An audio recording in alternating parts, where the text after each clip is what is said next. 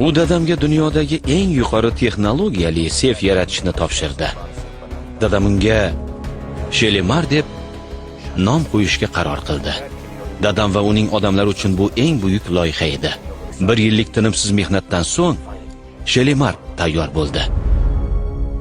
Groverning ilk brilliant namunasi $1 milliard ga baholandi.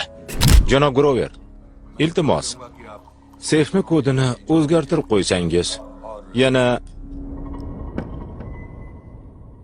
barmoq izingizni ham olib qo'ying. Manohar, shoshishni darkor. Bugun yangi yil. Huzurlaning, iching. Marhamat. Mr. Grover, bunday katta mas'uliyatni bo'ynimga ola olmayman. Ayni damda Shelimarda 1 milliard qiymatga teng brilliant bor. Bu seyfni sendan bo'lak hech kim ocholmaydi. Bilaman, sen o'g'ri emassan. O'sha tun Grover o'zining chinakam basharasini namoyon qildi. U dadamning qadahiga dori solib qo'ydi. O'z ko'zi bilan mag'lubiyatini ko'rsin deb shunday qildi. Ammo dadam barmog'ini ham qimirlata olmadi. Grover esa brilliantlarni o'zi o'g'irlab, o'zi politsiyani chaqirdi.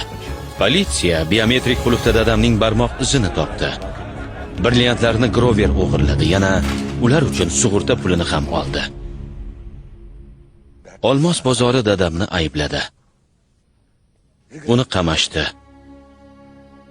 12 yilga mahkum qilishdi. Hibsda ushlab turishibdi.